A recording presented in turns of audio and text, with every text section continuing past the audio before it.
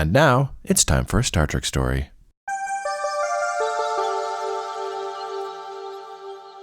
Aaron, we've asked a lot of questions on this show, and we will continue to answer questions on this show.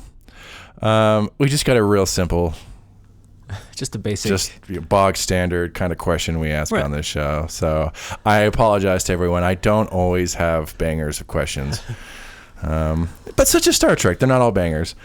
My question today, Aaron, what is the meaning of human existence? Just box standard. Run of the mill. Run of the mill. I got this. It's all right, guys. I have no idea. What? Come on. No idea. I thought about it. Yeah. For a minute. No idea. No idea. What could be the meaning of human existence? I mean, you could argue this is, if you boil down literally every question, it all comes down to this question. This is the one. The big one. Why, though? Why? And Aaron, maybe how? Spoiler alert, I also don't have a good answer to this question. Though the closest thing I would have is it's whatever meaning you want to make is, as far as I can tell, is the meaning of human existence. I don't know. If there is anything to it, I don't think we're really supposed to know. I don't think that's the game. The question itself is the answer. Yeah. To keep asking the question. Yeah. Just send it, bro. That's a good start. We have the question is the answer essentially, and the meaning is whatever you make the meaning of. Yeah. Okay. Good initial answers. I think we've done a good job here. I think we can wrap it up. All right. Let's watch some Star Trek, drink some booze. Yes, we'll see if Star Trek has anything to say about this on today's episode of Star Trek Stories. Yay! This is episode 67, All Good Things. All Good Things. I, of course, am your anthropoidal host, Jaron Hatch, and I'm joined here by my bipedal co-host, Aaron Cole. What is a man? Aaron. Hello, Jaron. Show me a Jaron, and I will say, that is a man. Yeah, that is a man. Yes, welcome to the show, everyone. This is the final episode in our look at Deep Space Nine and the end of TNG. We have reached the end of our 19-episode journey, our biggest chunk of episodes on our 100-episode list.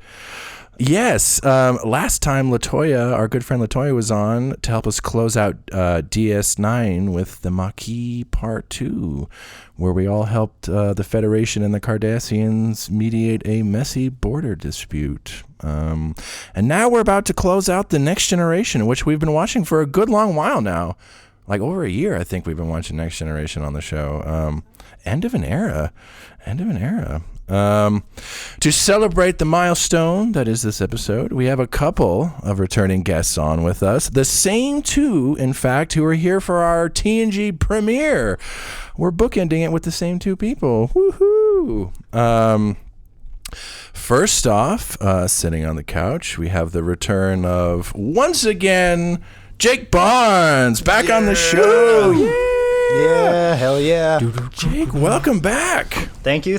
Okay, so you said this was episode 67? Mm-hmm. All right, 67. That's a complete milestone. When I think of 67, so I got a gift for the God. Hosts. Amazon package is here. Amazon package. Being opened. Oh, my God. Aaron, Jaron, happy 67th episode. I have always wanted to get and, wow. That is for you. Those at home, this is a visual cue.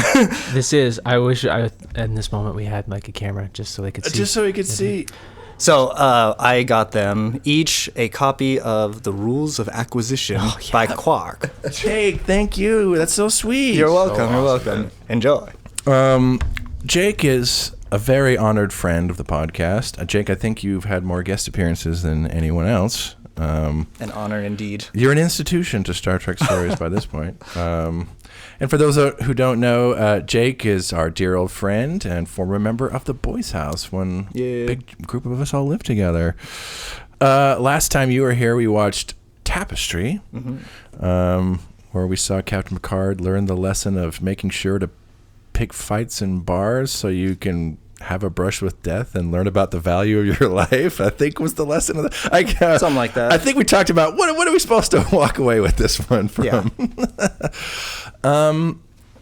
You've been on a little TNG journey with us specifically. You were here for our very first TNG episode, and then you've been on for all of the Q episodes, and now you're back here for this final episode. As you have been here for this little slice of TNG with us, I don't know, what do you think you've come away with, especially this kind of little, we've kind of watched like a little mini slice of the whole show all together. Yeah, what would you think, just based on all of us being here watching these episodes? What have you come away with from some of these episodes? I think it's a crime that Patrick Stewart never won any award. No for Emmy! His performances. I think it's criminal. Someone should be locked up for this. So in that sense, I feel that it's underrated. Even though it has a massive following, I think it deserved more mainstream accolades. So I think what I wish is that the general populace had more of a grasp on this show, because what I come away from this show every time I watch it is a wonderful blueprint for the future of humanity. I'm like, guys, there it is.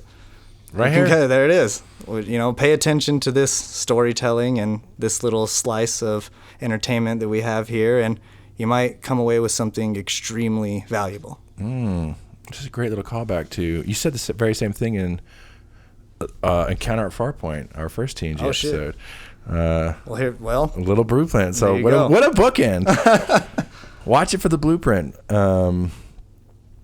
As you've been here watching it with us and just getting this little slice, how do you think the show itself has grown and changed over its run from literally episode 1 to episode last? I'll probably have a better answer after we watch this, but I think the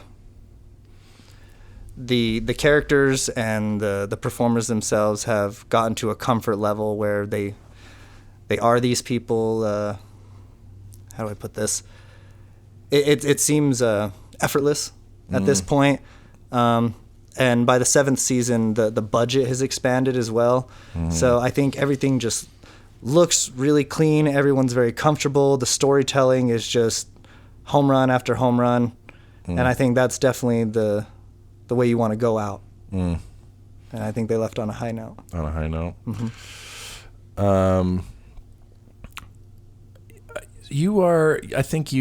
We talked about, you would categorize yourself as pretty much a hardcore Star Trek fan at this point. You love it. It's one of your favorite shows. I think you've basically said to me now. It is my favorite show. It is. Okay, number one. Yeah. But you're also a relatively recent, within the last 10 years, you have been inducted in the Star Trek fold. And I think you said it was watching this show that really, because we watched a bit, we watched some Enterprise, but it was you watching this show. It's like, this show is awesome. Yep.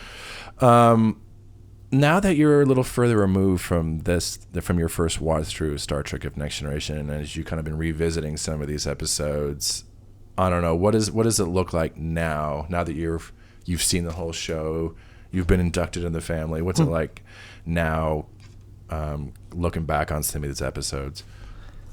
I wish I would have been introduced to it a lot younger.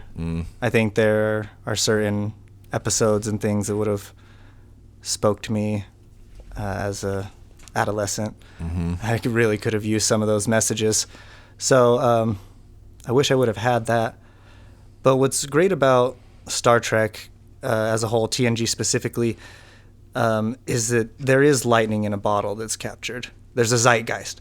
They captured something that I don't know if we could duplicate. I think that's why shows like Enterprise kind of suffered, because they kept trying to catch up to TNG, and I think we just need to be so grateful that it happened instead of the obsession with recreating it. Making it happen again. Yeah. We got 178 episodes Yeah. of the show. So, Right. yeah. Living in a good Star Trek timeline. Mm-hmm.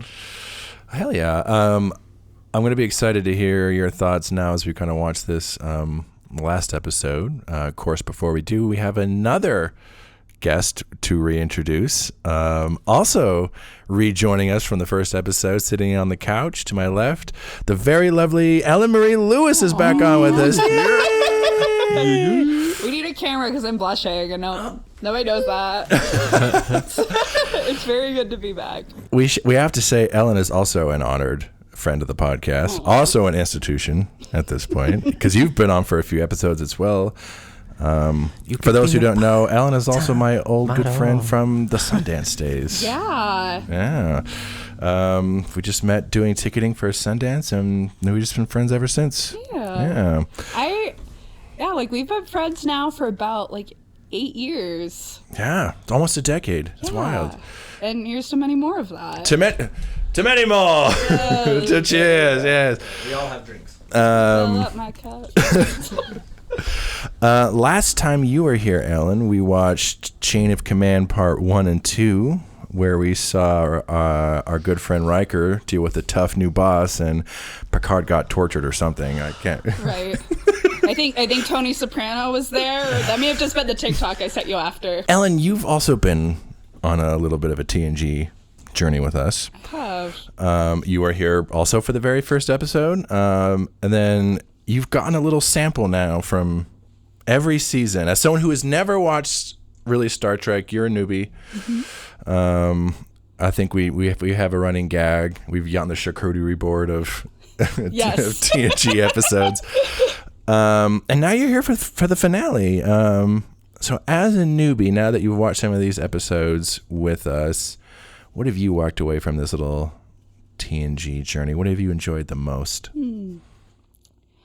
I'll say it's kind of hard to pinpoint down. Like I've been very much enjoying kind of getting this journey, this very like curated deep dive, being invited into a space where like obviously like women are a very big part of like the history of like the Star Trek fandom, especially the original series, but a lot of geek culture is not very accommodating to like, you know, girly pops. Like Historically, no. Yeah. Historically, no. And like because of that, a lot of my experiences in like fandom and geek culture are things that are very femme. Like I literally have a Sailor Moon tattoo. Like it's very prominent.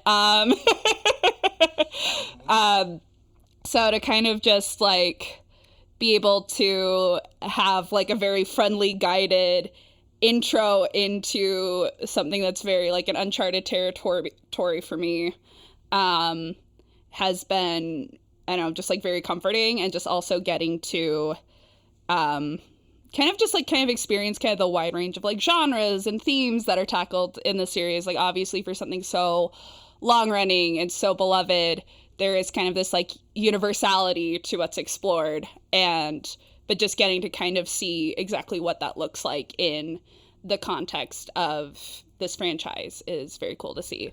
I'm curious. We were talking with Jake just a second ago. We talked a little bit about the legacy of TNG. So I think in more recent years, as time has gone on, TNG now, I think more or less is considered to be one of the greatest TV shows of all time. Not just not just the best Trek series, but just as one of the great TV shows of all time. If you bring up a lot of these TV shows you should watch before you die, Next Generation actually places fairly high on almost every list I've ever seen. Someone outside the Trek fandom for most of your life, but you're definitely very well versed in just broader TV culture, generally speaking. What do you think? Do you think it deserves... I mean, you've only seen a few episodes, but do you think that distinction is kind of, or that accolade is warranted? I think so, and it's something too that I've noticed as a pattern just with genre in general, like not just sci-fi but also horror, like pieces of media that fall into really distinct genres, I feel like are often, you know, written off by, you know, we were talking about the Emmys earlier. A lot of times like things that are like very like genre are usually considered niche at the time that they come out, and then as time goes on and, you know, syndication or streaming people are able to access everything kind of at once and at their own pace, I feel like there's often like a reclassification and people being able to understand what makes something special. Before we really start to get into the episode, we're talking about Star Trek culture. Star Trek, of course, famously loves to tackle the human condition, generally speaking, even though there are, say, Robin Hood episodes and such also in the show. Where they're wandering through the forest, oodle alley, oodle. Yeah, of course. Opening up the question from earlier to both you, Ellen, and Jake, what do you guys think? What's the meaning of human existence? This is easy. Oh, yeah. Tequila. Yeah. The song or the drink? Yeah. Both. Yes. Both. Okay. Yeah. Yes. That's it. Yes. Tequila. I'm done. No, I'm just kidding. Okay, tequila. Yeah. I guess the meaning of human existence, to answer that question, one would have to assume that there is a meaning. Maybe there isn't. Now, who's to say there is one? Yeah. That kind of goes Not into me. that kind of goes into what Era's saying. You know, it's like the question itself, you know, more so than there being an answer to it, you know. Does it really even matter? Does it? Yeah. Does there need to be one? Does there need to be meaning? Because look at how vast everything is out there beyond our planet, and it's like, how much are we affecting anything, if anything at all, out there? Not at all. Are we the most We've all important had thing no ever, or are we just like blobs? dust in the world? Yeah. Who knows? Okay. Maybe there doesn't need to be a meaning, or yeah, why does there have to be a meaning? I like that. That would be a good one to throw in there as well. What do you think, Ellen? I think it's whatever you decide is most important to you, which hopefully isn't just your Labor. job. Like, we've all seen The Muppets Christmas Carol. We also just know the story in general, but I think the Muppet version is a very good adaptation. It's one of the best. Yes. I love I'm literally wearing a Sesame Street t-shirt right now. I'm going to talk about the Muppets. Yeah, of I'm course. never going to not talk about the Muppets when I can. Always, please. So yeah, the meaning of life is the Muppets. Okay, I like all these answers. I feel like we're all trying to hit upon a similar theme here. Like there is no objective meaning, but there is certainly some kind of subjective meaning, whatever that is to you. Okay. Yeah, I wonder if Star Trek will charge any of this discussion, as we are, of course, watching Star Trek on today's podcast. Yes, we are watching All Good Things, ... Actually part of the title. Really? Yeah, All Good Things, ... All good things. Ellipses. Yeah. No, Morse code. millennial speak. SOS. Save our souls. Yeah. Yes. This premiered May 23rd, 1994. May the 23rd be with you. This is the feature-length series finale for Star Trek The Next Generation, an appropriate episode for us to go out on. And this is going to be the only series finale in our 100 episode list. Asterisks. There might be a halvesies we do later on the list. So yes, at this point, TNG was a legit TV phenomenon. Was at the height of its popularity. I think this is the only season that actually did get nominated for Best Series. It didn't win. So this is a milestone episode for the franchise, as the original series was unceremoniously canceled after 3 seasons and low ratings, so TNG ends on a much higher note than the original show does. The writers of this, Ronald D. Moore, Brandon Braga, at this point, they were both Star Trek's Golden Boy writers, and they were tasked with ending the show on a high note. And they both talked about how there was a lot of pressure to do that and end the show on a high note, especially as they were also simultaneously working on the first feature film at the same time. They were trying to do both. They were writing both of them. So they were like, oh my God, it was horrible. So that'll definitely be the big thing we're looking at in this one. How does this work? Is this a series finale for TNG and doesn't meet those expectations of going out on a high note? I guess we can also use this episode to reflect on our TNG viewing experience, as we've all watched a few of them together. All right, for those of you at home who are going to watch along with us, Star Trek The Next Generation is streaming on Paramount Plus. You can find it by bringing up Season 7, Episode 25, and we will be back after we watch All Good Things.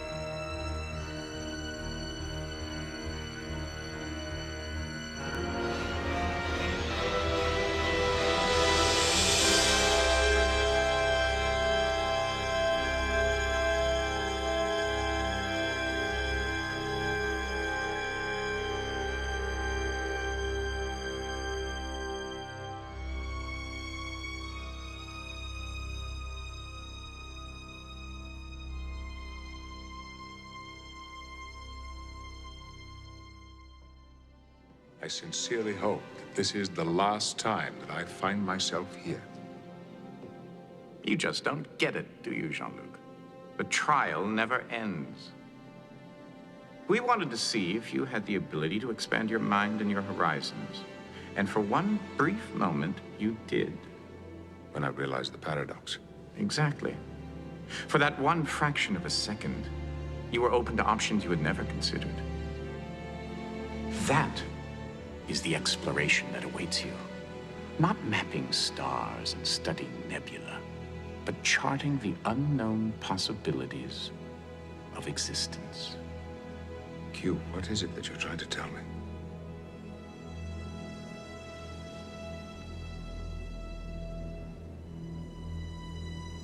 You'll find out. In any case, I'll be watching. And if you're very lucky, I'll drop by to say hello from time to time. See you out there.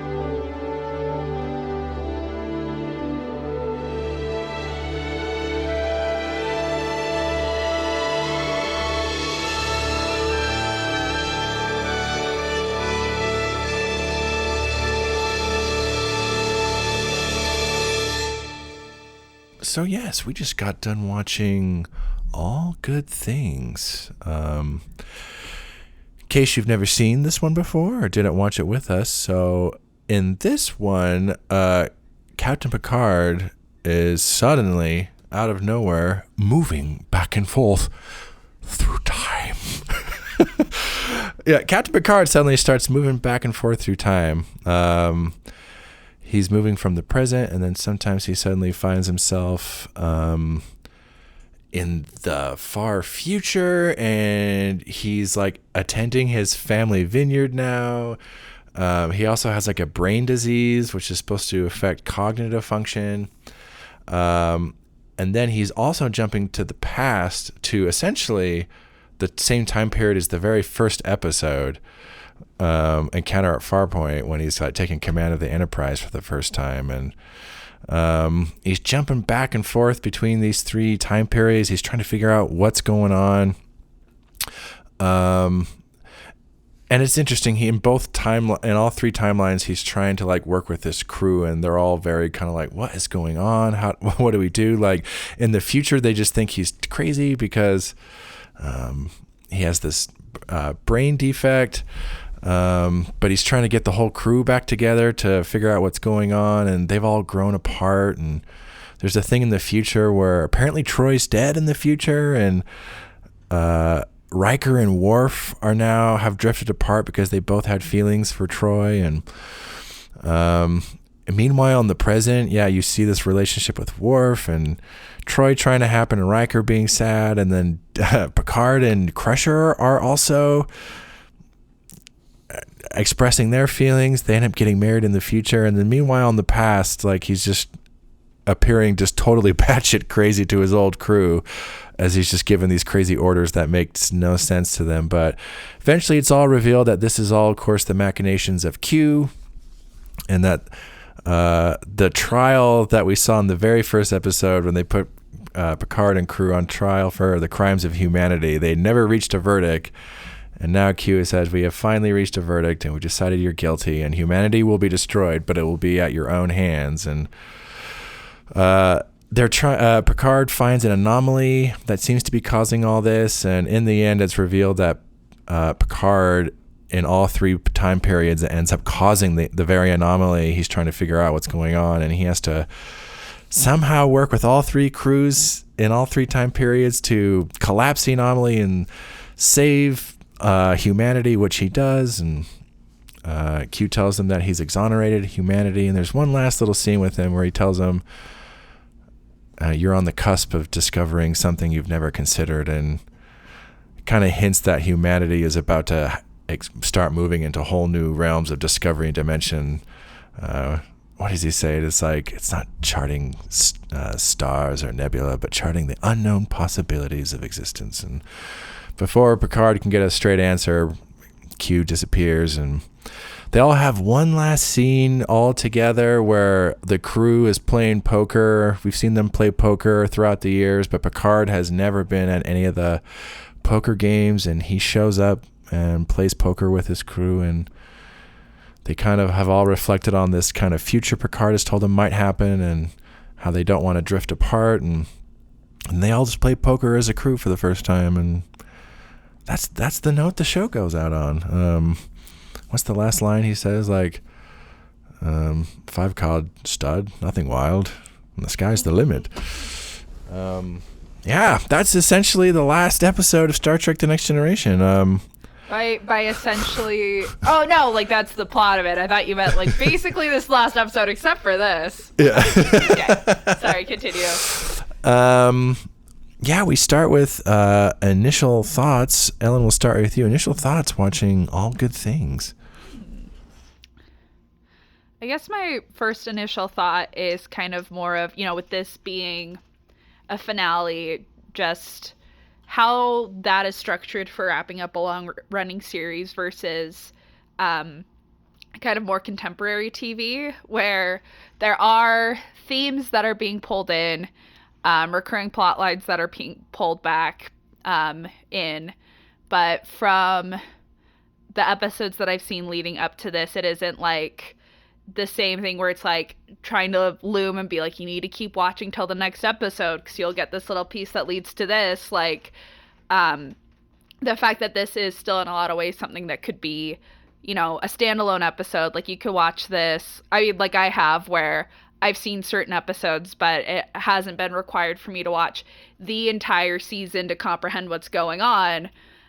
Whereas I feel like with a lot of other shows, like, the final point that they write to is, in terms of more recent TV shows, something that is often kind of baked into whatever they're trying to go for with the show in the first place. And I think that also just comes from, as well, most shows nowadays, you get the whole season at once, whereas when you're releasing new episodes on a weekly basis throughout the course of a year, you have some more time to think about what you want individual episodes to look like and what it's going to be like when someone's just watching this in syndication at home versus, and you don't have control over what episodes you get in which order versus when you do watching something like on streaming. Yep. Yeah, it's not really so much a lot of shows these days. It's like we got to wrap up all the plot threads and we got to wrap up all the characters. And this just kind of feels more like there is some callback stuff in this, but it definitely just really comes as we're going to do the ultimate Star Trek The Next Generation episode as the final episode rather than some big wrap up kind of a thing. It's like, here's the ultimate TNG episode. Right. And also just like them being able to acknowledge that, because they do go into the future and they do talk about how the future can be different, that, just because this is where we stop following this crew as a series, doesn't mean that, their interactions are over, that they've just suddenly ceased existing, that the ship's closed, no, that things are, things continue onward, but this is just the end of where we will be joining them for that. Yeah. And it is kind of a novelty because I feel like so many shows, that is not how they end there. There's definitely some kind of pretty, even though it can imply, these characters are still going to continue, but there's almost always some kind of here's the end point for this story we're telling. And it just shows the ship just fly off and it's and off to have more adventures. It's it just kind of leaves you on this note of, and they'll just keep going and being the best, space crew that ever was. Exactly. Kind of a thing. And staying friends. And staying friends. It really was the friends we met along the way. Genuinely. Right on. Jake, initial thoughts coming on off of All Good Things. I have many thoughts, initial thoughts, right off the top of my head, because I'm kind of marinating in it. I really liked the last scene. Thought it was really sweet. The poker really lovely. scene? Yeah. Made me kind of emotional.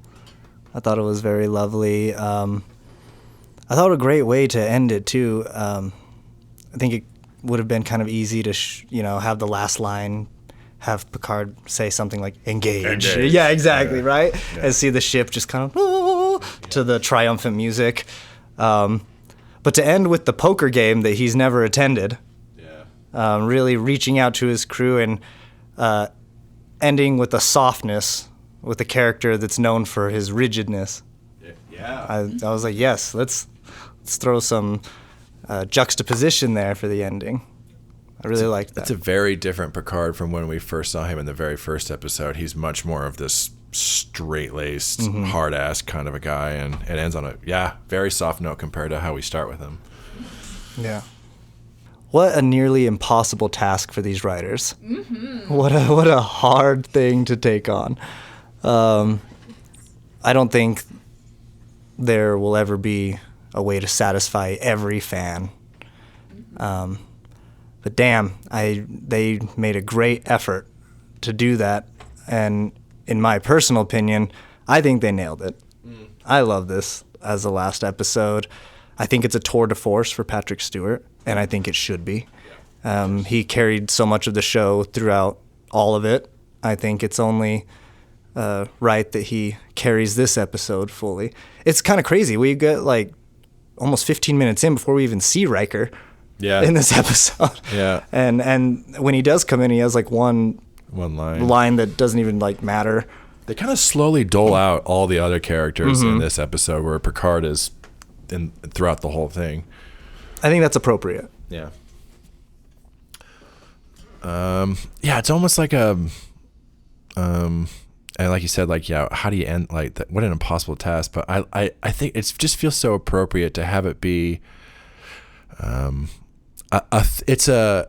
have a few different ways you can end a show. You can hone in on the characters and really just kind of just focus on the character stuff. If it's been a very complex plot thing, of course you have to wrap up the plot. But yeah, this just really feels like it ends things on a very thematic, emotional level. Like, and I feel like it's a finale you don't see nearly as much. Like, but it feels like there's no real end to the characters here. There's no real end of the plot here. But in terms of like on a thematic and emotional resonance on like ending something, that is like through the roof. I can think of very few series that like kind of accomplish that. Like the only one I can really think of off the top of my head is not to always like bring up anime, but like Neon Genesis Evangelion, where the final few episodes, partially because of budget restrictions and knowing that the show is going to get canceled, it's all like taking place internally inside of the main character's like mind, and it becomes very philosophical and very centered on what the character has been thinking and feeling through the entire series. And even that too is, that's a very divisive finale for a series. They did make a movie and then like retell the series through like 4 other movies after that. Like, but yeah, it's always a very difficult task. And I feel like a lot of shows, whether, people think it pays off or not, do not go the route that this one does. Yeah. Very unique, very kind of singular and stand out. Aaron, we've been here watching all these Star Trek episodes and Star Trek The Next Generation episodes. What are your initial thoughts coming on All Good Things? Gosh, good Trek episode. Bit of timey-wimey in there. Nice. Mm-hmm. Jeremy Bearimy. All over the place. We are here in Jeremy Bearimy, but we're also here and here, shooting the tachyon pulse at the J. Shout out to Patrick Stewart. Once again, shout out to Patrick Stewart. Yep. Oh, so good. They pretty much nailed old Riker. Came really close to how we see him in Picard later on. A little exaggerated, maybe, in the forehead. It is interesting to bring up. I don't know how much we'll talk about it, but we've gotten Star Trek Picard season 3, which is essentially them actually doing the reunion years later. It looks very different, but there are some things that are. So it is interesting now, having seen that and watched this, for those who've watched both, to see like how they imagine all their future selves to be, and now that we've actually seen when they actually do get their one last come together finale, what it looks like. Very interesting. Oh, I'm convinced that they put something in Riker's cheeks, like in The Godfather, the jowls. Like there's something. I'm like, wow, how'd they do that? I can't give you a ship. Good take on a flashback episode, I think. Yeah. Without it like being the main point of the episode, to like, let's look back at all the crew and the memes. It like brought the whole cast kind of back throughout the seasons. Clever take. What else did I think was interesting about this? I love that Data had Picard's back, and old Picard was the first one to see. He's like, I need Data here to He kind of help me through this. He's went like, through him the whole time. Picard, I'm not crazy. Data. This is really happening, right? And Data was the only one to really like. Well, Geordi takes him to Data, so yeah. Also, shout out to Geordi. He kind of with the mustache, killer mustache. They are flashbacks, but I want to piggyback on that. It's like flashbacks happening in real time, though. You know what I mean? And that's kind of like what's great about the sci-fi vehicle is they can visit all these different times and justify them with their techno babble. Yeah. And I think that's great. That's the beauty of the Star Trek vehicle, is that it's like, okay, we want to can do the flashback. Yeah, we want to visit all these other places that the show has gone. All we have to do is reverse the polarity of the neutron flow. Anti-time anomaly. Yeah, because how many, if not the finale, how many shows end up doing the flashback episode? But I can think of finales where it's like characters thinking back, and you look, and then maybe they get a montage sequence, and yeah, it's always a memory. Maybe they flash back to the actual scene from the first episode or whatever. And it's like a clip show when it's like, we need to pad this season, but we can't afford to hire anyone else. Let's just do this. But what's smart about this is that they kind of do that, where they flash back to the time of the first episode specifically, but it's like they're new scenes, because they can just be like, no, with Star Trek, so we can actually literally go back to those scenes and do them. It's almost like a Back to the Future Part 2, where we're like, hey, we can go back to the actual events of the first movie, like in a, that kind of a thing, where it's like we can actually do it. We don't just have to think about what happened. We can literally take our characters back, and very on brand and on point for Star Trek. Do their little twist on a finale. Because there's also finales that sometimes will flash forward to the future, where you get like a time jump, and it's like, here's that, like 20 years later. 20 years, 6 Feet Under, famously, if you've seen 6 Feet Under, like the very last montage is all suddenly just looking to the future and everything, and so you kind of see that stuff a lot. But Star Trek, again, it's like we can literally go there. Yeah, we can actually do it, so you can get the twist on the kind of finale nostalgia shtick. Should have kept Data's gray. His little shock of gray that he's got in his hair. Like the girl in Josie and the Pussycats, who's always trying to like get Josie and her boyfriend broken up. Like the manager's sister. We have the episode playing in the background. His little study in Cambridge that's filled with cats. Amazing character detail. Data retires to Cambridge, filled with cats. Yeah, draped in velvet. I just think the decision to just add a bunch of cats to the very final episode is kind of funny, because I feel like cats are one of the hardest animals to get to like cooperate and train to do things. So getting onto a film set and being like, let's just throw in like 6 to 8 cats in a room and just like act the scene out and see what happens. Like, it was a 14-hour day. Okay, cats are in place. And then action. I feel like just trying to like get off the set is like kind of amazing. Like, I'm glad they're all very relaxed, but they're really doing just like whatever the hell they want while the rest of the scene's going on. Like, hard for like continuity also, like for editing purposes. God fucking damn it! Can we get that cat to do that again? It's the finale. We got to throw everything at the wall.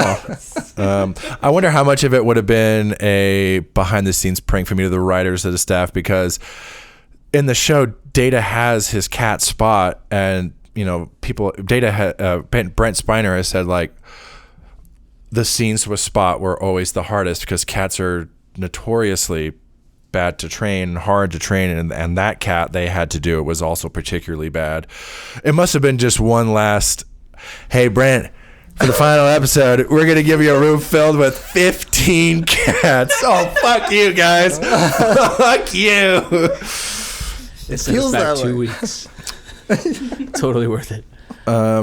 This is a wild episode. Every time I watch this, I remember watching it when it like came out and just like, I feel like it would have been so easy to get this episode wrong. And I feel like there are a couple times when I'm watching it where I'm like, where it starts to get really techno-babbly for a little bit at times, because there's this weird anti-time anomaly they have to explain and how they're going to, take care of it. And I'm like, it'd be so easy for that to get lost in just the timey-wimey stuff that's going on.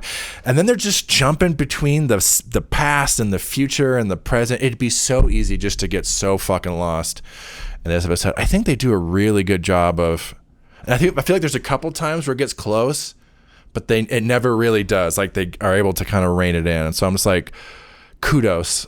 I feel like this is one of those things that's fun in concept, but it's like, if your execution's not there, then this episode is a potential recipe for disaster. So you have to have everything and everyone firing on all cylinders. And I think they pull it off. Like, yeah, I think they really pull it off. The execution is great, especially, and once again, Patrick Stewart. Yep. His performance, though, I mean, he carries the pacing.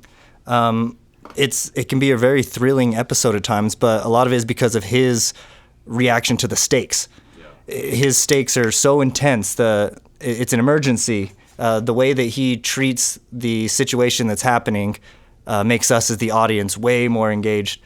He's not, I don't know, Patrick Stewart brings us into the story better than most anyone could in this situation.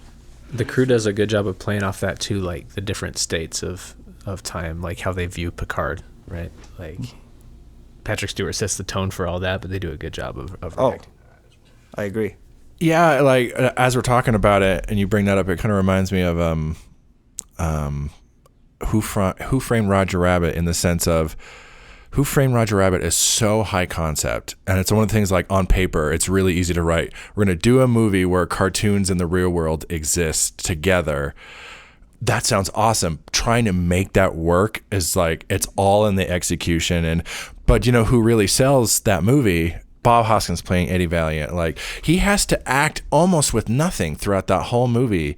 Like, the actor playing Roger is kind of offset, like giving him lines, but he's just got to do all this crazy cartoon acting, and he has to sell it and believe it. Otherwise it's not going to work. And I feel like this is similar, where it's like, it's so high concept. We're going to do this episode where, like, they're traveling to the past and the future and the present, and it's going to be happening all at the same time.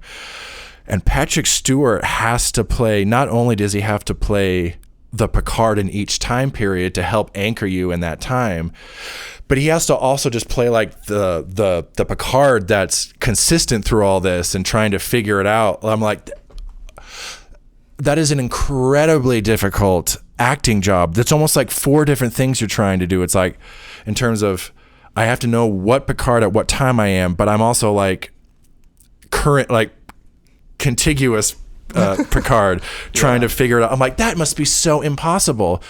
Because when he's old Picard, but he's also the same Picard that's been going to all the same, and he's trying to figure it out. And his younger self is way less confident, but he still remembers the other.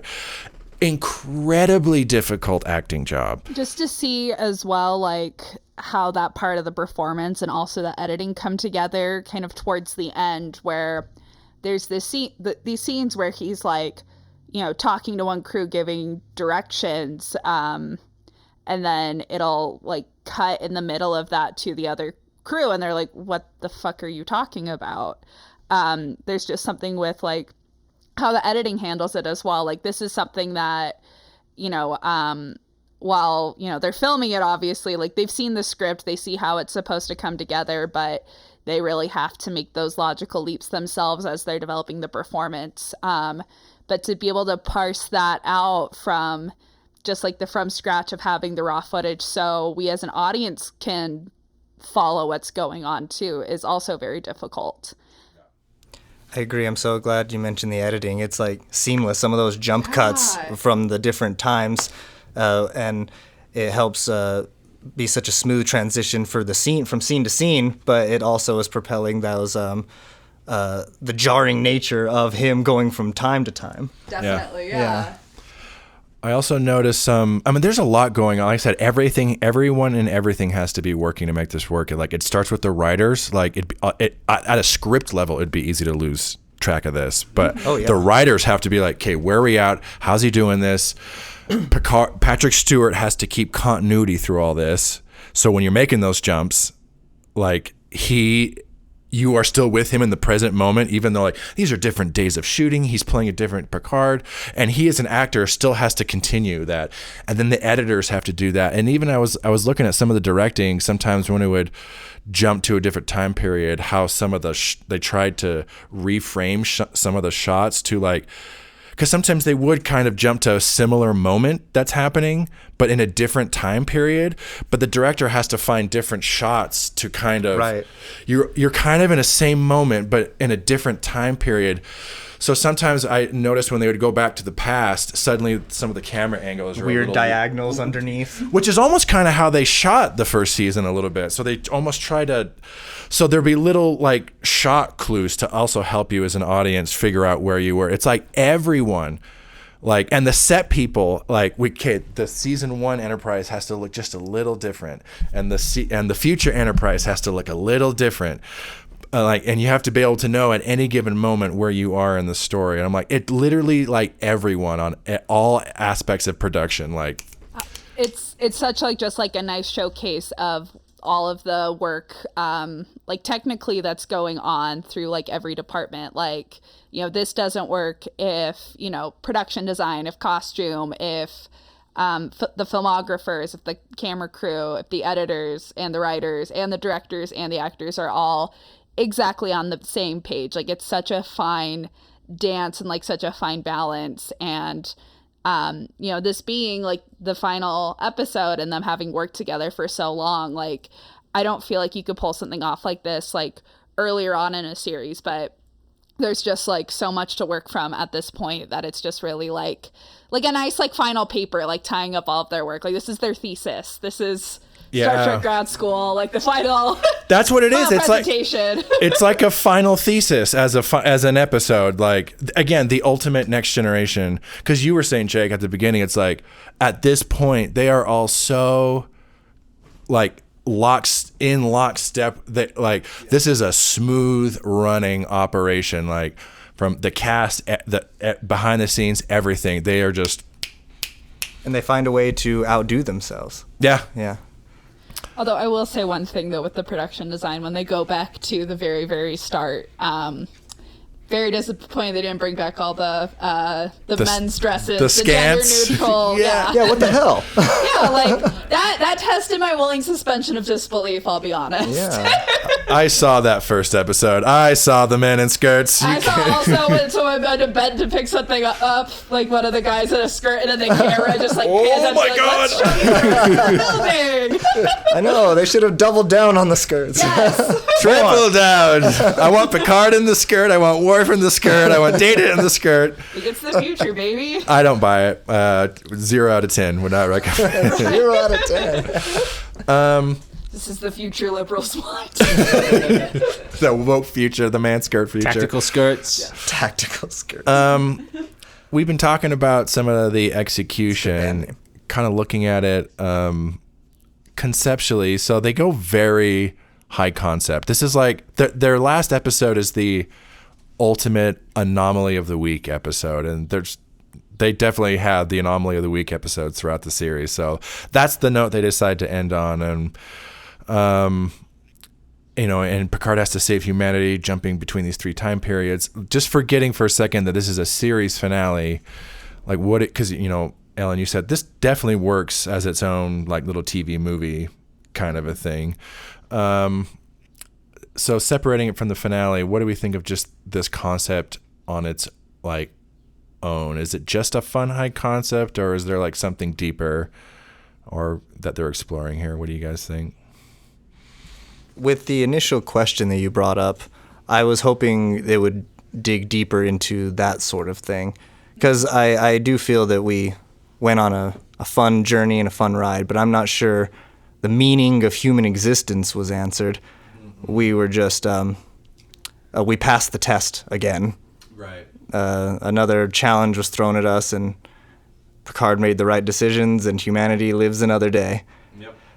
But, yeah. There's like the callback to the trial, which is something that has been kind of recurring throughout the show. So kind of being able to go back to that, like humanity being on trial, I think brings up some of those questions. But yeah, honestly, like, just coming in like as like a newbie, like I don't know if it went as deep with that as it could have. It kind of also just seemed like at the end, like also this is part of like Q's like trickster god vibe by him being like, oh, by the way, I guess you saved humanity. It's fine.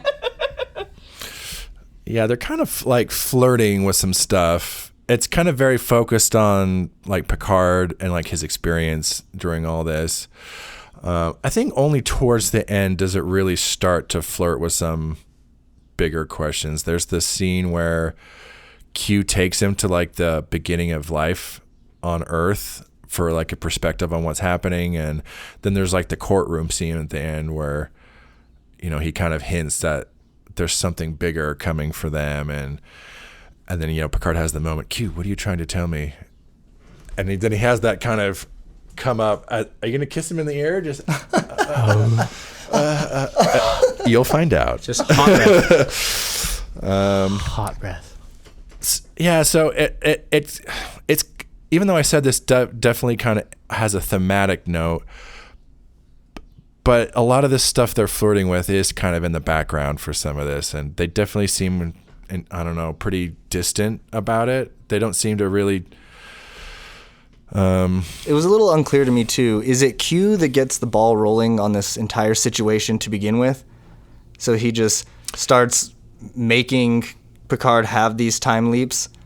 Yeah, it seems like what's happened, as far as I can tell, is that because he says this is also directed from the continuum, and that they've essentially the whole show has essentially been one giant test from the continuum, and it's like one last kind of final test for humanity to kind of prove themselves to avoid destruction. So it seems that what Q kind of starts the time, him being able to kind of jump through time, and that somehow kicks off this like anomaly paradox. Right. So I mean, it's all very timey-wimey. Yes. Like, but Q does seem to be the initiator of getting right, which is interesting because he's like, you're the one that destroys humanity, Picard. And it's like, no, you are. You are. You're the one that I was just sleeping. And all of a sudden you started making me jump to different points in my life. I'm like, you did this. You know, maybe that's something they could have expounded upon, because you know, in the final scene, or one of the final scenes when he's talking to Q in the courtroom, they're talking about the moment where Picard discovers the paradox, and like, he's like, yes, in that one brief moment, you were open to ideas you had never considered before.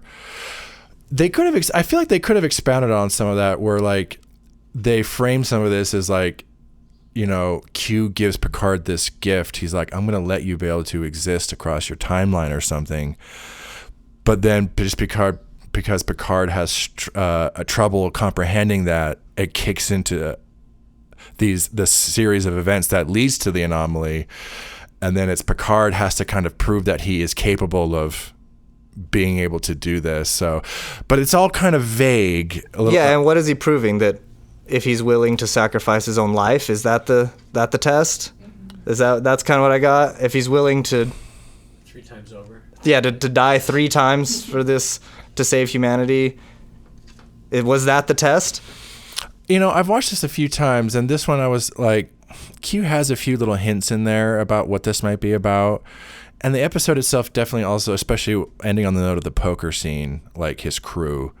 Because so much of what Picard has to do in the 3 time periods is he has to get his crew to do this. Like, he has to convince the future people and the past people and both crews are very kind of reticent. But, you know, Q throws in a couple things in there, you know, about like perspective and everything. So I'm wondering if on some level it's like, it's not Picard also realizing it's not just him, it's humanity and the people around him, and that's how, by interacting with the people around him, is how he can figure this out. But then it also has this kind of deeper emotional thing for him in his life, connecting with his crew. But that's also the key to unlocking some greater. But like I said, it's nothing they directly talk about. It's all Yeah, they should have directly talked about it. Tell us, Star Trek. What do you have to say? Well, I don't know. I want to know the meaning of life. Sorry. What do you guys They think? didn't talk much about meaning of life, did they? I mean, it was pretty good. What do you think? What do you think Q was going to whisper into his ear? I wonder if it's like a Lost in Translation thing, like the final scene with Bill Murray and Scarlett Johansson, where it's not for us to know what he was going to whisper. Like, that's a moment between them, and we can speculate all that we want about it, but that isn't for us to hear. It's not for us mortals. Yes. Yeah. My favorite ice cream flavor is... And then strawberry. I think he just wanted to let Picard know that he was down. One last time. Yeah, going back to the, like, if you open up yourself to your crew, then maybe you can open up yourself to me. I guess Just we'll let me find lick out. your ears. Yeah, so this ends up being a bookend with the first episode. And so this whole show is kind of now exists in the context of this whole show is basically them being on trial for the crime of, or for humanity. And it's all just kind of one big test. You know, and Jake, you've definitely been here for a lot of the Q stuff specifically, but also want to get your opinion. Ellen, I don't know, what do you guys think? Does this make an effective kind of bookend for the show, this kind of trial of humanity thing? Yes. Cool. Yes. Yeah, I think it's a nice way to get Tasha Yar back in the show. Yes. Tasha.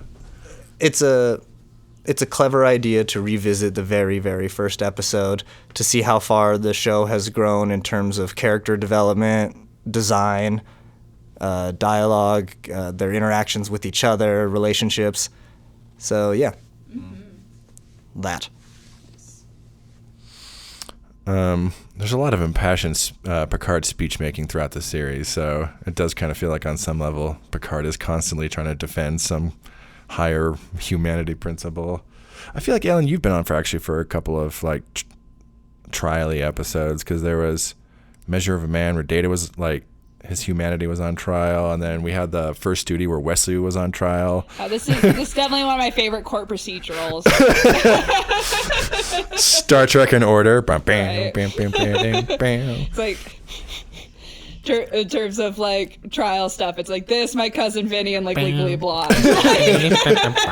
Nice. Great choices. Jake, you've specifically been watching these Q episodes. If we're looking at this from the Q side of things, what do you think of this particular story arc with Q? Is this an effective ending to this storyline on Q, or what's our verdict on like Q? Yeah, I now that think we've I think finished it's this up? effective. Yeah. We were talking before about how this episode ends on kind of a non-ending note in a way, like it's this continuous thing.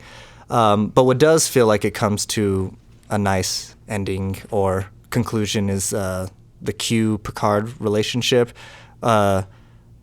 They've reached a point where we know the mutual respect has always been there, but I think Q has finally let his guard down completely and kind of tells Picard that he cares for him and that he looks out for him. And their friendship, it's just that. It ends with them having a sort of friendship versus the frenemy thing they were kind of having before.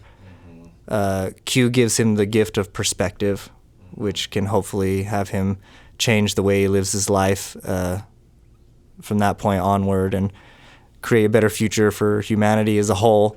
And we've also talked in episodes past about how Q has kind of been this measuring stick, if you will, for different points in the show. Yeah. And I think it's really fitting to have Q as the very first and the very last. This is where the show now stands. And this is Q's relationship to the show now. And, yeah. It's a great way to end the series without ending the potential for like 5 more movies. Right? Yeah. Yeah. Yeah. They did a good job of walking that line. Finding some place to kind of end it, wrap it up. Yeah. Right. And Q, of course, being the obvious one. Yeah, well, he's the through line through so much of it, so I think it's a great way to tie it up like a nice little bow. He even drops a couple like hints, or at least like there's a True Q. I think there was a scene where, you know, Picard brings up the trial and Q just throws in, the jury's still out on that, Picard. Like, make no mistake on that. There's also, yeah, like you said, like, yeah, the relationship between them is a little different because he's much more villainous and ominous in the first one. He's very different in this because even though he's on trial again, a lot of times when Q pops up in the show, it just feels like he's just there to fuck with them. And it's like, oh, fuck Q. But anytime he shows up in this one, it almost feels like Q showing up to be like, hey, like trying to give these little like hints and clues. It's like, come on, like, you're And almost he's like, there. I always knew you'd do Come the right on. thing, man. There's a scene, we're watching like the first trial scene. There's a few little interesting things to look out for Q. And now that I've seen it a few times, I've picked up on a few things where like Q says the continuum got him into this, and in this first scene, Picard is kind of like, what am I doing here?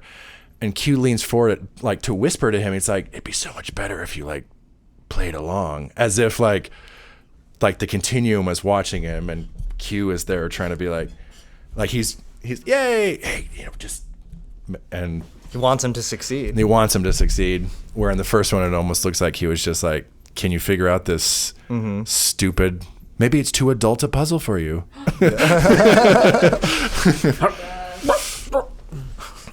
Yeah, it is a fun little.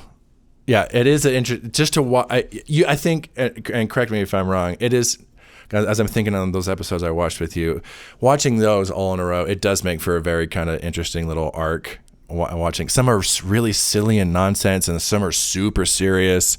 But throughout it all, there's just kind of like, what is this all supposed to mean?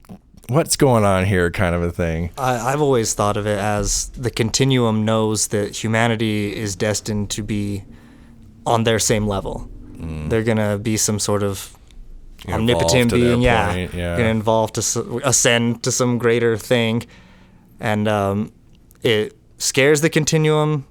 I think maybe at first, but I think Q, and talking with the continuum, he kind of convinces them that humanity's worth saving, and every time they bring up a challenge, the humanity always passes it. So I think they will be, I guess, allowed to become omnipotent. Right, I guess you can evolve.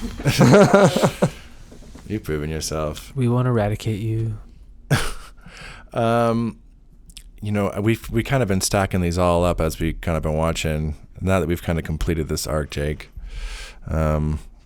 we've got Encounter at Farpoint, Hiding Q, Q-Who, Deja Q, Cupid,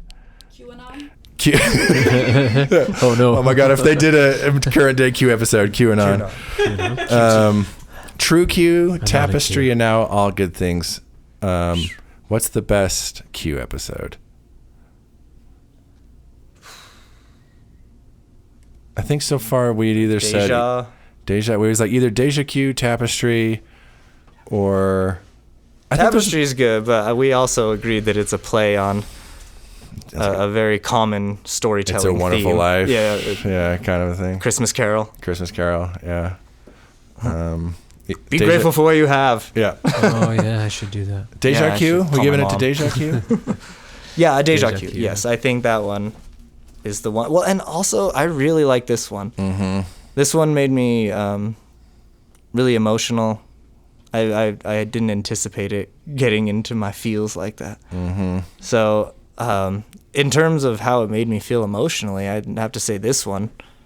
I was thrilled. I was sad. I was angry. I laughed. All the things. All the things. It is a really good one. They is. do end on a high note with him. Aaron, you've been watching them all. What do you think? Oh, we gotta go Deja Q. Deja Q? Yeah. Okay. Deja Q. 2 vote. I might go Tapestry as much as I had critiques for that one.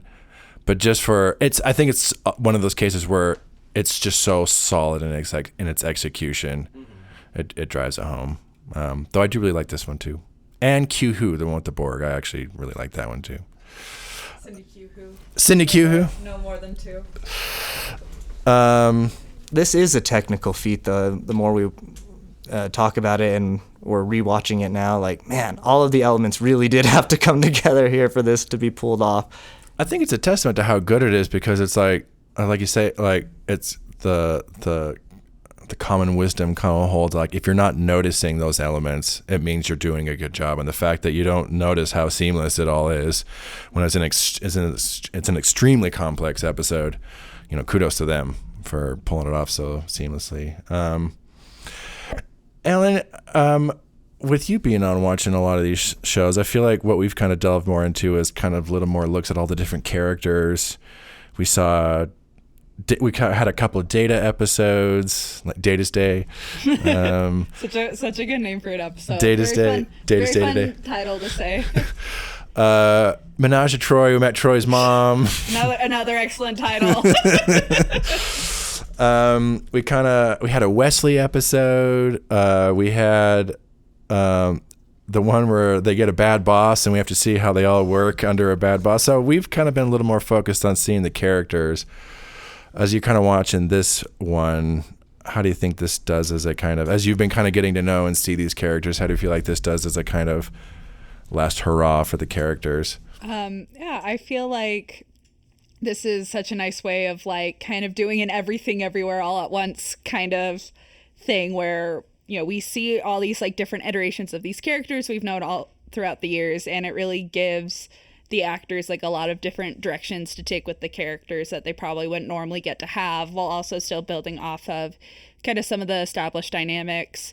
In terms of kind of us focusing on character-based episodes, it has kind of helped me notice like some of the characters that I feel like I haven't personally gotten to know as well as others. Like when we were talking about which of the like kind of the Day in the Limelight episodes we did, like I don't think we did any like Geordi centric episodes. I mean, obviously he's a very big part of like the Data related episodes and, you know, like a very beloved part of the ensemble. Like it's not like he hasn't been there, but I think this is the most like Geordi centric episode I've seen, and it's also not his episode, you know? Yep. He doesn't get a lot. And so, yeah, he just kind of, Picard gets a lot, Data gets a lot, Worf gets a lot, Riker gets a good amount. And then once you start getting into like Crusher and Troy and Geordi, I feel like it really kind of plummets they don't get nearly as much as the other characters do. I also feel like just seeing this kind of like, just mentioning Worf and Riker as people who have very central episodes.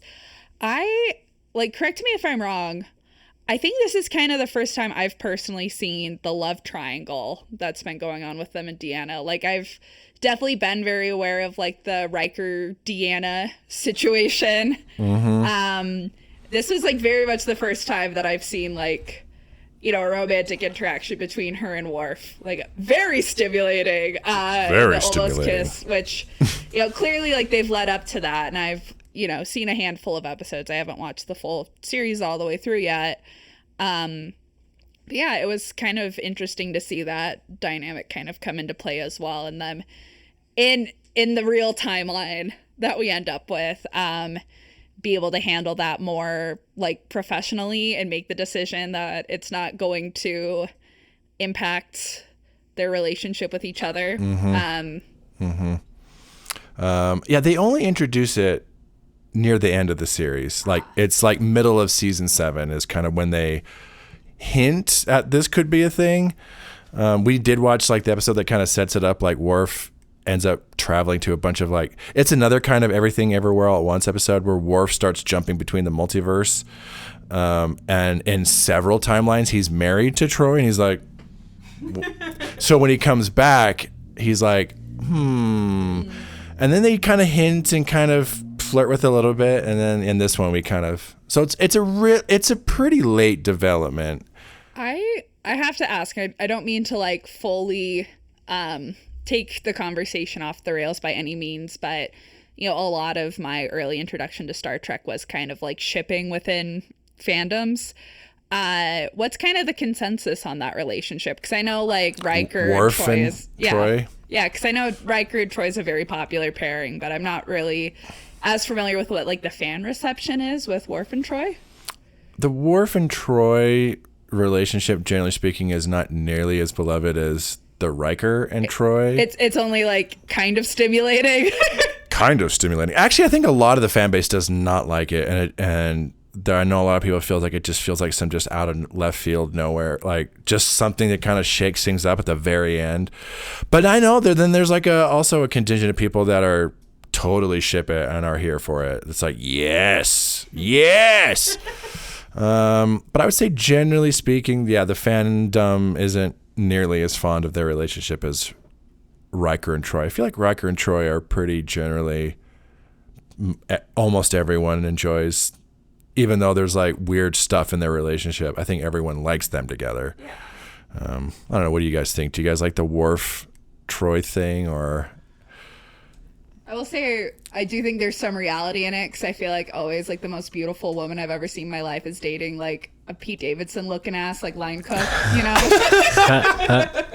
Sure.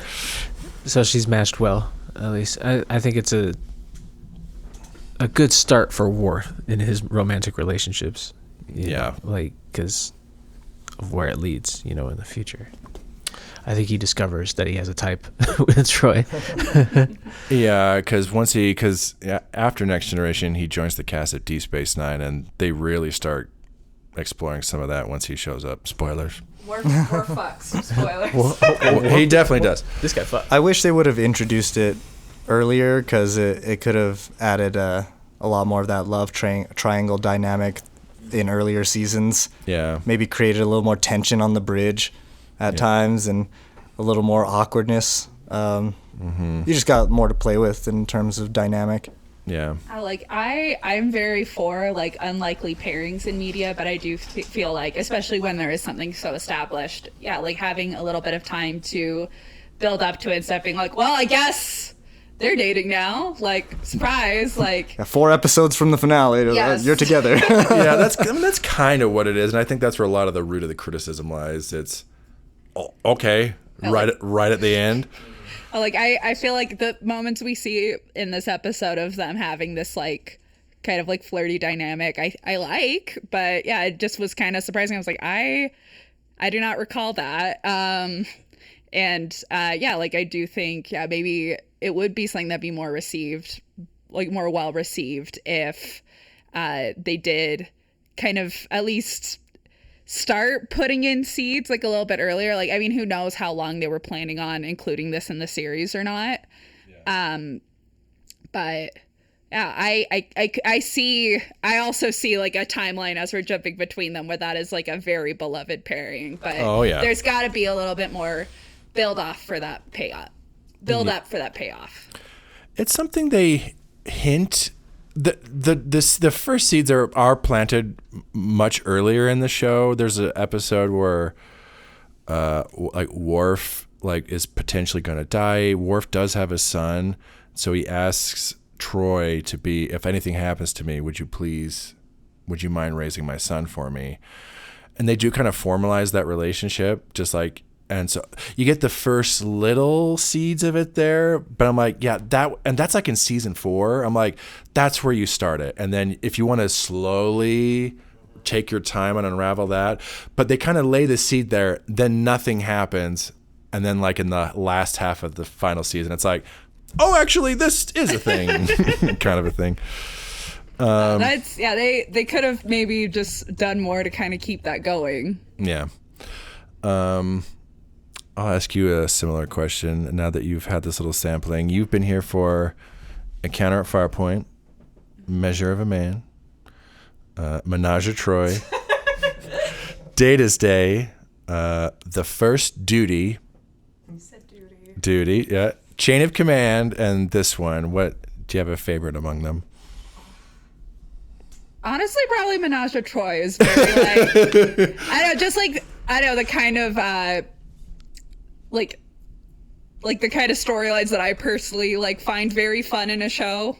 Like, I don't know, I thrive off that kind of shit. So that's definitely the kooky wonky energy stuff. Yes, I like when things are kind of kooky. I like when things kind of lean into more like, I'm not necessarily saying it's like a campy episode, but when things kind of lean into a more like camp sensibility, I'm a very big fan of that. Mm-hmm. Just like in any like genre or any piece of media, like I always think that's very fun. So that's the episode that definitely like I remember the best. Menage a Troy, you hear to hear, folks. One of the underrated gems of Star Trek: The Next Generation. Sorry if I didn't give like a more sophisticated answer, but. I'm sure at this point we all value honesty, right? Yes, please. Yeah. Every episode has someone out there that it's their favorite. So right. Menage a Troy. Sorry, I like to have fun. It finally got a fan, everyone. Successful podcast. Got him. We got him. This usually pops up in a lot of like top 10 Next Generation episode. This often ranks fairly high for best episodes of the franchise. What do you guys think? Like, does it deserve that kind of status or recognition? Just one of the all-time franchise greats? I think if you give it that title, it has to come with an asterisk because it's an hour and a half long. None of the other episodes get an hour and a half to breathe this way. They got literally twice the amount of time to put all of this story together, where all the other episodes we have to shove exposition 45 minutes 45 minutes. We got to have the whole arc, we got to tie it up at the end, and they got to be self-contained. So I think this episode has the advantage of being an hour and a half, so it can breathe and ideas can form better. Maybe falls into that same camp of that Wesley Crusher episode where they're at Starfleet Academy. First Duty. And you see Starfleet for the first time. Yeah. And that excitement probably put it on a lot of people's Alzheimer's list. maybe the excitement of it being the series finale. Series finale. So some of the novelty of it kind of But if you cranks it up a bit. Go back and watch it, like it kind of feels like just another next gen episode. Which is also kind of its strength, but yeah, I guess maybe a potential Persian flaw that it's like it's the ultimate next generation episode, but that also means on some level it kind of feels like one of the next generation episodes. Yeah, I think I agree with you guys. It's like, or at least you, Aaron, it's like the novelty of it kind of cranks it up a little bit. Like if those elements weren't as attached to it, maybe I'd look at it as a little lower, but yeah, I think on a technical level though, very cool. Absolutely one of the best efforts they ever did on the whole show. I think it deserves all the plaudits for that. Yeah, I think as far as like a technical achievement goes, it's probably one of the best things. Even thinking of it as a TV movie that takes place inside of the series, I feel like a lot of other series, when they have like a film that takes place within the continuity, the most effective ones that I can think of are ones that are like, let's take the concept, one of these an episode that would just be like one of the best episodes if it were on its own, and add like that extra production value, add a little bit more to the budget, just do it on a bigger scale than we've done before. I feel like a lot of times those are the best, the TV show, the movie situations, Yeah, there's a few more throughout the franchise. Like Deep Space Nine has a couple of these feature-length episodes, and Voyager's got a few of these feature-length episodes. It's definitely where it's like, there's this big, mini TV movie version of it. Very interesting. Couple little behind the scenes things before we start to wrap it all up. In the original version of this, there were 4 timelines rather than 3. The 4th timeline was going to be set around when Picard was being assimilated by the Borg. They were going to kind of do a whole timeline for that. And for those who know all of that, Picard was going to be assimilated, and Hugh would have shown up also, and there was a whole 4th timeline where they're Picard was a Borg also trying to do stuff, but they're like, this is getting too complicated now, so they went with more of the present. No, they should have given him hair and shown him Picard hair. Just this long dreads. The final line was composed by Brent Spiner, the poker line. That was his contribution to the script. We do have to give shout outs to a few people. Denise Crosby comes back as Tasha Yar in this episode. We have not seen her since season 1 as her character, unfortunately. You can see the buyer's remorse. Yeah. Her character gets killed in the first season, so she comes back for this one. It's fun to see her. There's that what if of what if she had been there for the whole series? It's heartbreaking to see her on. It's like, Yar! Yeah.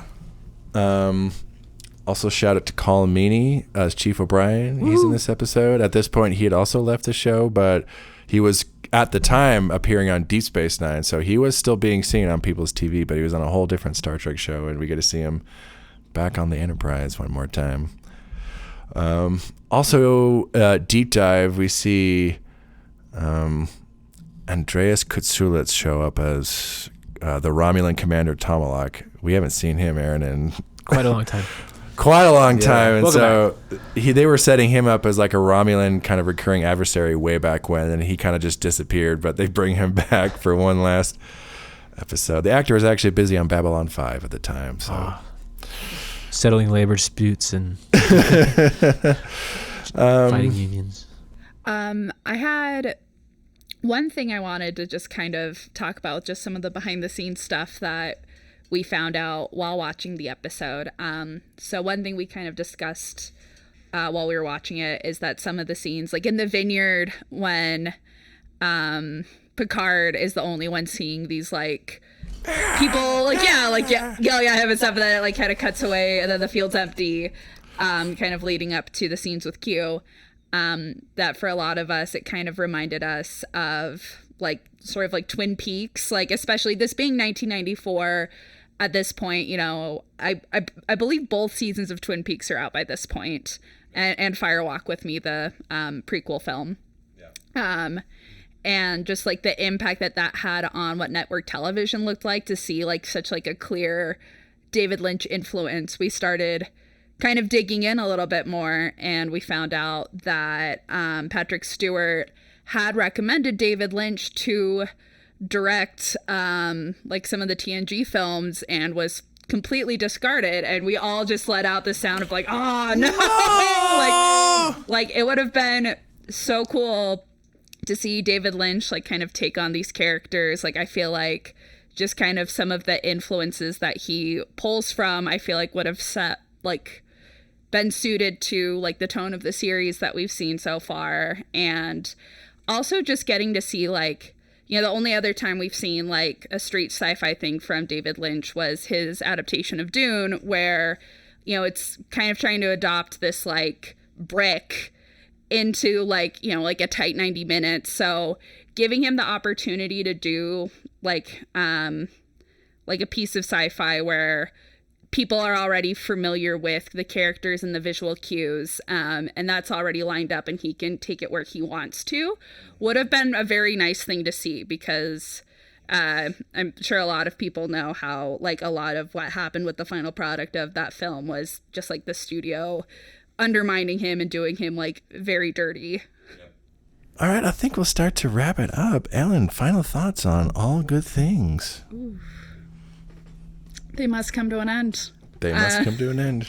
I was very impressed by this, and it's just been like just going on this journey with you all, like doing this dive into the next generation, like you know, getting to be part of sort of this like bookend for the episodes and have this full circle moment has been just very nice for like the context culturally of this series, and also just for being involved as a guest on the podcast. I thank you all for bringing me back so much, and of course for forgiving me for saying I like Menage a Trois.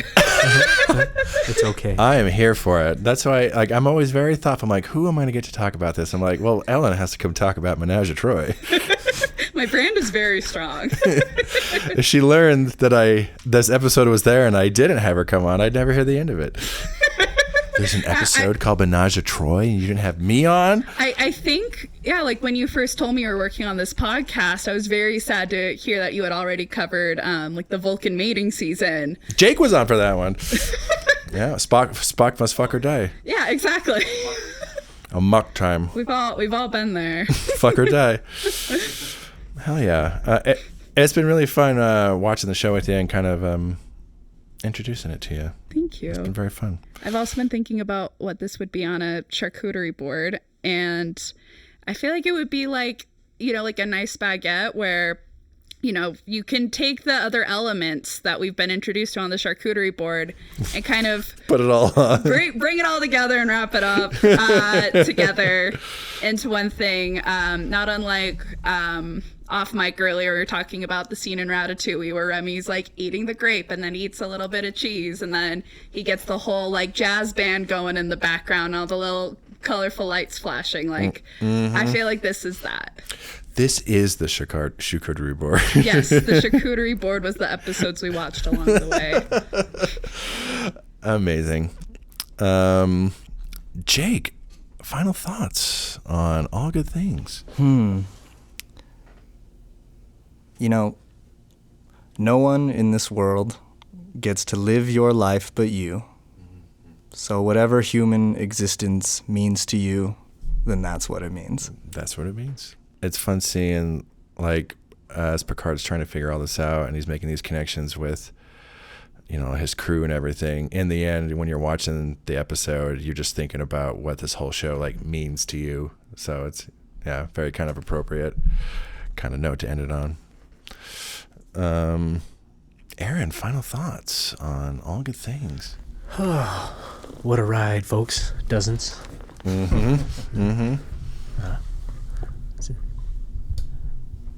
Good finale for the not our show. Good last episode for our Look list. at all this. Yeah. See you guys for nerd movies. Yeah, this is we've watched a whole bunch of Next Gen. It's been predominantly what we've watched so far on the podcast, and We will be moving on to other stuff, but yeah, definitely an end of an era. So yeah, great ultimate. It did its job as the ultimate Next Generation episode to go out on. Hell yeah. All right, everyone. Thank you so much for listening to our coverage of All Good Things. We hope you enjoyed us talking about it, if not the episode itself. Next time, we're going to be kind of just wrapping all this up. Aaron and I are going to be getting together, throwing back some beers, and talking about these 19 episodes we just watched, Deep Space Nine and the end of TNG. We'll be talking about both of these shows. Just a little preview for that. Now that I'm thinking about it, because we just did the Deep Space Nine two-parter before this with LaToya, and then watching this, I'm like, these are two very different notes we're going out on with these shows. Deep Space Nine is very dark and political and just like, oh, fuck. Talk about jazz versus like ballet. Like classical, yeah. Yeah. Very interesting kind of comparing these two notes we're going out on. Yeah, and we'll also be doing a preview for Nerd Movies 5. We will be having that coming up as well. So if you want to know what we're going to be watching for that, you'll have to check that episode out coming up. I always love doing the nerd movies. They are good little palate cleansers between these, so looking forward to that. We also have a big announcement we're going to be making for that one. So you definitely don't want to hear that. A big podcast announcement. So what could it be? Oh, boy. It's going to be a big one, that's for sure. So if you want to know what that is, you'll have to check it out. All right, everyone. Thank you so much for coming on. Ellen, thank you so much for coming on for this and all these episodes. Thank you. It's time for us to go play some poker, right? Yeah. The sky's the limit. I need someone, if they haven't already, to do like a Black Velvet, like dogs playing poker style, like painting of that final scene. They all got the Next Generation uniforms on. Yes. All these dogs. Absolutely. We've definitely ended your little Next Generation journey, but I still would love to have you come back on the podcast again. I don't know what it would be. I have thought about maybe we are watching one Next Generation movie. I have thought, well, that might be fun. Yeah. But we'll see. I'm not sure what it's going to be, but something. I'd love to come back for that, and then also talk about David Lynch some more. David Lynch. Maybe we'll have to do a David Lynch for nerd movies as well. Maybe some Mulholland Drive or something. Eraserhead. Fun. Oh my God. Will we have things to talk about with Eraserhead, the world's freakiest baby? But what does the baby from Eraserhead mean to you? That's my son. That's the feeling that I have. He's also like a singular AirPod. Like, I think. I don't know if I'm in the minority or if everyone knows I'm right, but I think the Eraserhead baby is very cute. And if I was the Eraserhead baby's parent, that would have gone down a lot differently. Would have been different if I was there. Such a wild film. Yeah, who knows? Jake, thank you so much for coming on for All Good Things and all the episodes you've been on. Thank you so much for having me. As always, Aaron, Jaron, Ellen, thank you all so much. It's been real. I also would love to have you back on, but I'm not sure. I have thought about also Next Generation film, but I don't know. But just because Next Generation is over doesn't mean the journey has ended. You let me know. Yeah, I'll be here. I'll definitely let you know.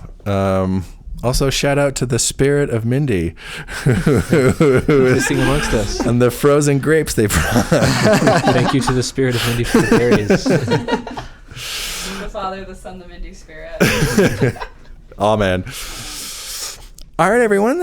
Thank you so much. We will see you all next time. Hopefully, not jumping forth between the past, the present, and the future, because that probably means you just have dementia. Oh man. So hopefully that's not what's happening. Spot of the dementia. All right, everyone. Thank you. Bye. Bye.